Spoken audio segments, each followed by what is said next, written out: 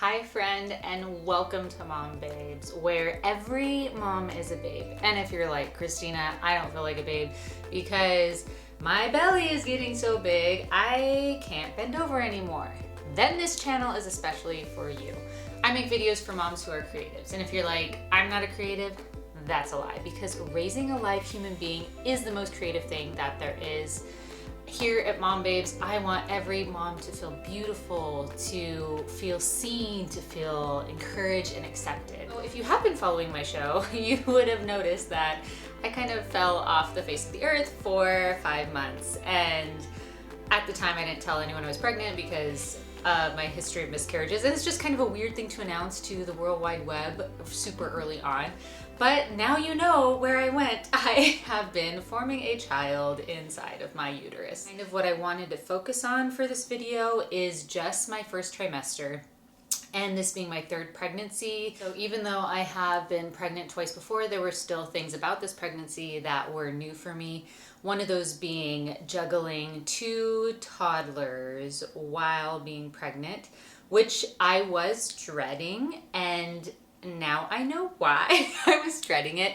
Not that it's not doable. It does require a lot of energy and it requires a lot of creativity to really make our schedule happen. And the other thing that has been a transition for us is my 4-year-old is no longer taking his afternoon nap. So I used to have this beautiful 2 hours in the afternoon where both of my kids were asleep and the house was quiet, and so I could film or write or do whatever.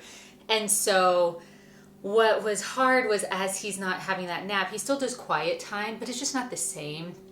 I am trying to think of new things for him to do every day, and sometimes we do the same activities over and over, such as here, you can be in the guest room and read a book in here, or today, here's some mineral gems that you can store on your chart, here's a marble run, just trying to give him activities to where he can entertain himself for a while. I can try to get something done, but it's still not that full, restful, you are sleeping, you're out of my brain, I can just hang onto the monitor, go get something done, and if he has to go potty or gets thirsty or whatever, I'm still interrupted to do that. So it sounds very silly, but it's actually been quite devastating to me. Especially I think being pregnant when you're already low energy, and most of the time what I really want to do in the afternoon is also take a nap. And so that has been probably a really big challenge through this pregnancy, not necessarily having 2 younger kids, but having a kid that's transitioning out of the afternoon nap. What is exciting for us is that we are going to have a baby girl. So I have my 4-year-old boy he turns actually 4 in like a week, less than a week. So he will be 4 this week, and I have another boy who just turned 2. So there's a lot of energy and a lot of activity and testosterone in the house. So we're really excited to be having a little baby girl. So hopefully she can finesse the boys, but we'll see. As you can tell, I've already started getting little girly mobile and decals and bringing on the glitter and the lace and the flowers and the bows. Probably an excessive amount because I've never bought girl stuff before, so that's been really fun and really exciting. The thing that surprised me the most about this pregnancy was the morning sickness. I don't know if it's because I was having a girl instead of a boy or because it was my 3rd pregnancy. Everyone is different. I hear stories of moms that have the same gender, but one pregnancy they'll be fine and the next they'll be super nauseous. It's hard to tell. I didn't know how lucky I was with the first 2 because I was mildly nauseous, but as long as I was eating something or snacking on something or I had, some kind of bubbly water, I was fine. This pregnancy was the worst, and it was for the birds, you guys. I hated it. It's so weird because nausea is something that overtakes your whole body, your whole outlook for the day, your whole mental capacity, and I'm not exaggerating when I say I literally laid on the couch for 3 months straight, which is kind of when this show died. Well, not died, but took a hiatus to achieve other goals. I couldn't eat anything, and then when I thought I could eat something, I would be like, oh, this is fine. I actually ate eggs this morning, and then I would go throw up 30 minutes later. I'm gonna give you some of the things that really helped me because they're strange, and so if you're desperate, you might be willing to try them. One of those challenges was trying to stay hydrated. I could not drink any kind of water in the morning unless it was heated up. Something about the cold water, just my nauseous stomach could not handle it, so I'd just be throwing up water. So what I started doing was microwaving my water in the microwave, which I actually would do before pregnancy for the sake of being able to chug it and hydrate, which is not ideal, but I figured, chugging water is still better than not drinking it. So, and what I would do is I would kind of wake up, drink some warm water. I mean, you could also do like a teapot too, which is probably healthier, but I just microwaved it. Then after that, I felt like, okay, I could kind of maybe eat a little something. I really couldn't eat until noon successfully. So I was trying to hydrate throughout the morning because I'm having to somewhat be aware enough to kind of supervise my kids. If I was hydrating enough through the morning, by the time I got to noon, I could maybe keep something down. The other thing that really, really helped me in the morning, and this is going to sound strange because I know women have aversions to meat, was I really enjoyed warm chicken broth in the morning, which sounds so weird. Even to me now, I'm like, that's weird. But there was something about the fluid being warm and it having some salt in it and some kind of flavor that it was really comforting, and I didn't throw it up. So I would do like a glass of warm water. When that was done, I'd heat up some chicken broth and I'd have that in the morning until about noonish when I could actually keep some food down. So mine was literally like a morning sickness. Like when I woke up really nauseous, it also woke me up through the night, which was really fun. Nausea affected me so intensely that even now, when I look at pictures of videos of things that we did from that time, which was not a lot. I think it was around the 4th of July, we went to a party, we maybe had a beach day or a pool day. We maybe did 3 things in 3 months. Like, we didn't do that much because I was dying on the couch most of the time. But when I look at photos from that time, I have a visceral nauseous reaction because the photo or the video is tied to how I felt in that moment, and the nausea almost, I'm like, oh, like, I remember that time, I remember how nauseous I was. It was so powerful and so strange and nothing like I'd ever experienced before. Yes. And I had a lot of guilt about how bad I was eating that first trimester because I know it's such an important time when your baby's being formed. So I really tried to do things that are nutrient dense, like eggs, like this drink, like chicken broth, or whatever I could actually consume that had nutrients. But man, you just got to do the best you can. You just have to keep trying things and hoping someday that you will be able to eat again.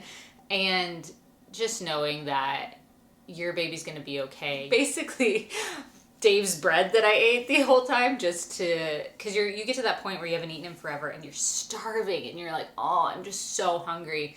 And then you're like, because you're like, I just want something that's going to fill me up and that I'm not going to throw up. Try a few things, see if anything works, but if it doesn't, that's okay. Just like there were some things that were new to me this pregnancy, there were also some very familiar things, mostly low energy.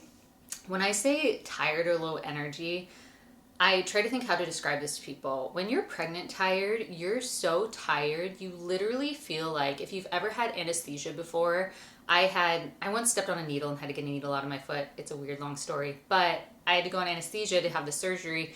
And so I remember that feeling of like coming out after being on the anesthesia and trying to stay awake, and just how tired I was and how difficult it was to stay awake. And so that's how I describe it to people. It's not like, oh, I'm tired, I need some coffee. It's like, no, I literally cannot keep my eyes open. I'm so tired. All I can think about is sleep.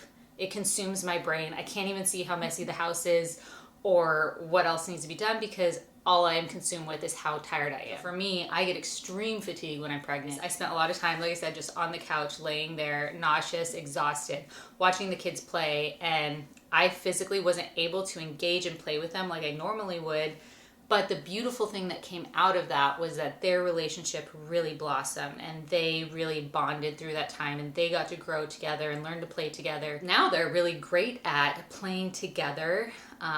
So that is something that's really cool that came out of that. Even though at the time I felt terrible because I'm like, I'm such a bad mom. I'm like bare minimum parenting, feeding them, changing their diapers, bathing them, and that's all I could do. I barely take care of them and myself. There are some good things that will come out of this season, and for my boys, that was one of them. The other thing that was surprisingly difficult for me, and this is something that I've dealt with in both my previous pregnancies, especially my first, and part of this comes from my personality of being an overachiever and task oriented and goal accomplishing, is that I really struggled with my level of productivity while I was pregnant.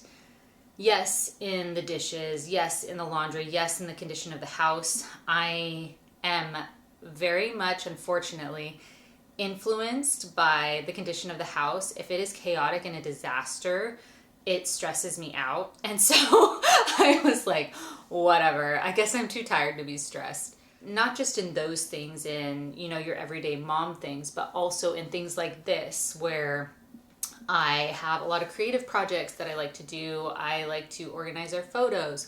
I like to keep tabs on our finances, write a lot. And so a lot of those things were put on the back burner for, it's been like 5 months now. That was really frustrating. Or just that the most basic life tasks took forever to do. Something like doing the dishes, which normally I'm, you know, can zoom through, do the dishes, go on, do something else. But I would have to, because I'm standing while I'm doing the dishes, wearing my support belt and my support shoes. But after, you know, it's only like 20 minutes or so, I'd have to sit down and kind of rest and recover before I can move on to the next thing. And I just kind of like would get really frustrated with myself to the point of tears, where I'm like, I'm so slow and I have no energy and I can't do anything. And just really being so aware of my lack of ability. And I know it's a season, and I know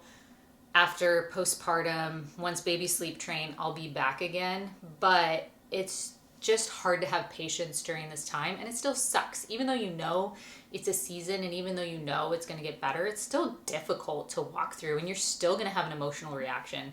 So I've been more patient with myself since my third time around, and I know myself, and I know I'm this way, and I'm really frustrated when I can't be productive, that I just tell myself, Christina, it's okay. It's not always going to be like this. And now that I've lived on the other side, I know it's not always going to be like this, because I remember with my first pregnancy, I was like, what have I done? I'm always going to be this tired. Or in postpartum, you go through that experience and you're like, I'm never going to sleep again.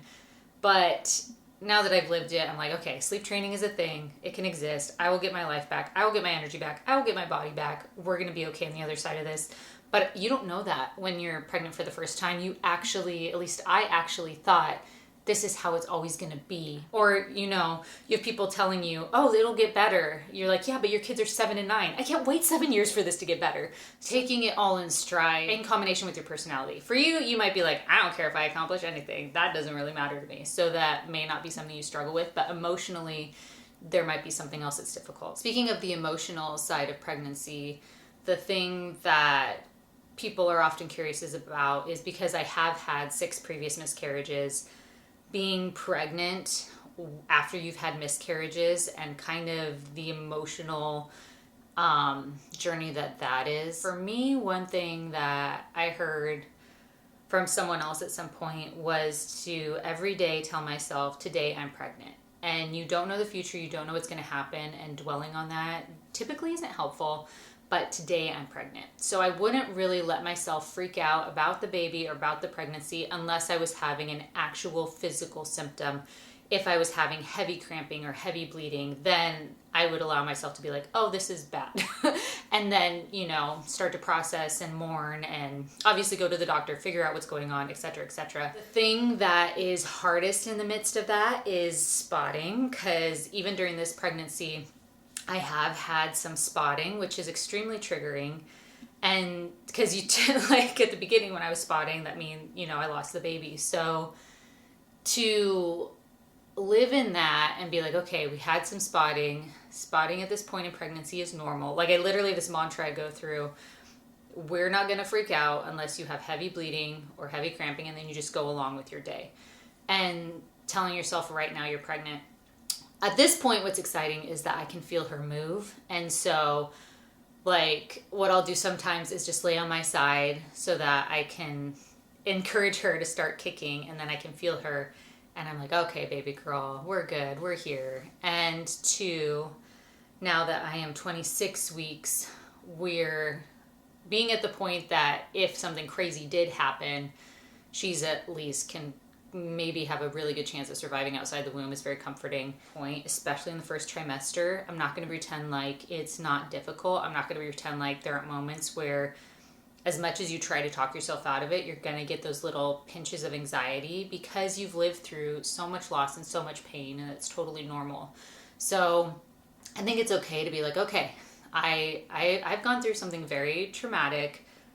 I am feeling this. That's okay, but we're going to do the best we can to move on. And sometimes moving on to something like watching a really stupid TV show that is nothing like your life and really silly, and it kind of helps you take you out of that moment, or maybe listening to an audiobook or a podcast, or going for a walk outside, or just kind of shifting your focus physically, going into a different space is helpful. And it doesn't fix everything, but it at least gets your brain, because your brain can only focus on so much at once, so at least gets your brain kind of in another place. Having someone to talk to about it is helpful too, especially during my second pregnancy. I think I struggled with this more. One time, Austin and I were on a date night, and I was spotting, and as soon as I came out of the bathroom, we walked for a little bit, and he could tell I was totally off. He's like, are you okay? And I'm like, I just needed to talk to him about it. I just needed to tell him that it happened. And obviously he was so great and was like, do you want to go home? Do you want to still do? I was like, no, I want to do the date. I just need like 10 minutes to kind of just sit for a second. And so I we were at Tahoe, so I went into one of the casinos in like a bathroom lounge, and I very specifically remember like how the bathroom was set up, and sitting in that lounge and just being like, it's okay, Christina. And then I checked if I was spotting again, but I wasn't. And I was like, okay, this is normal. And I'll link to my miscarriage videos because there's a lot to unpack there. I can't do anything about this. And so stressing over it, the stress on my body, is not going to help. It's not worth it. I can't do anything about it anyway. Let's move on. And that may sound callous and harsh, but it's kind of how I coped. That has been a very real challenge during this pregnancy, because I am still spotting, even, now into the almost third trimester. And I think prayer too for me has been a big part of it. And I will say it is something different to be, because I've been both, to be having like miscarriage symptoms when you already have kids is a very different feeling from not having any kids and having miscarriage and miscarriage and miscarriage and miscarriage, which is where I was for 2 years. So it is very different in that aspect, because at the end of the day, I'm like, well, I have 2 kids. They have each other. They're going to be okay. Obviously, you don't want to think along those lines, but it's very different to be like, will I ever have kids? Like that's very hard. Or, looking at adoption or surrogacy or whatever. I don't know if that was helpful at all, but it was kind of just me processing through.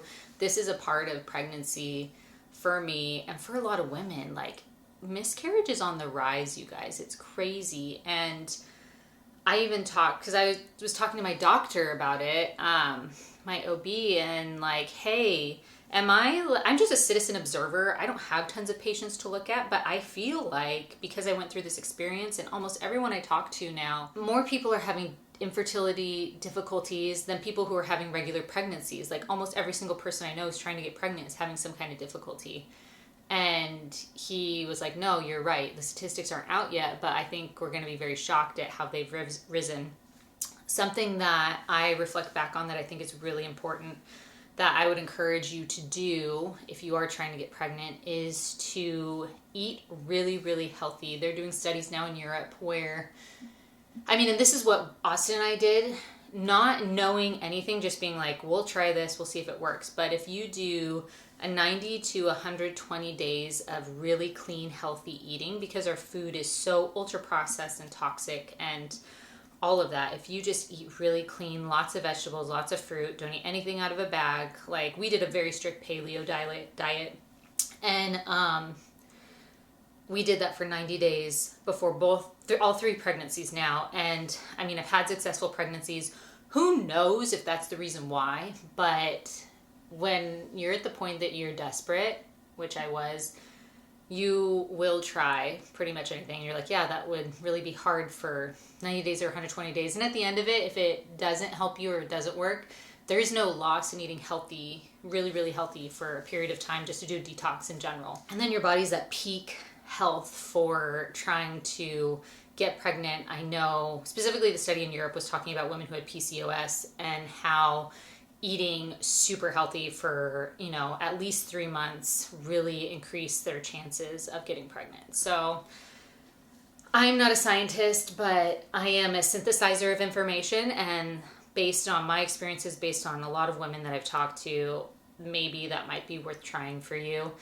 Not that you put all your eggs in one basket, but I know as you're on your fertility journey, you try lots of different things. Sorry guys, that was a huge tangent. I'll put the chapters in so you can skip this part if this doesn't apply to you. So this video was mainly about the first trimester and the things that were different, the things that were the same for me, the things that I thought about and struggled with, and hopefully it's helpful, hopefully it's encouraging, hopefully there's good information in there. I am gonna do, hopefully when I have energy again, another video on further trimesters in the pregnancy. Thank you so much for joining me today. I know that there are a billion other pieces of content you could have been listening to, so it really means a lot that you're here with me today. If no one has told you yet today, you are doing a good job. Thank you so much, and I will catch you next time on Mom Babes.